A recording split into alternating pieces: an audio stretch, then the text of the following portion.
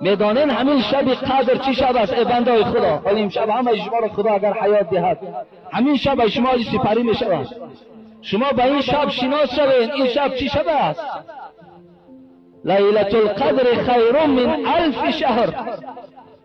ای بنده های ضعیف، ای بنده های در سهو در خطا، همین یک شبی که من قام لیلة القدر ایمانا و احتسابا غفر له ما تقدم من ذنبه.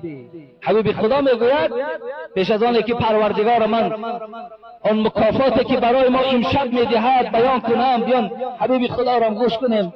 حبیب خدا گفت کسی این شب را از روی صدق، از روی محبت، از روی اخلاص، از روی دوستداری این شب اگر شب زنده داری کند، با نمازها، با قرائتها، با گوش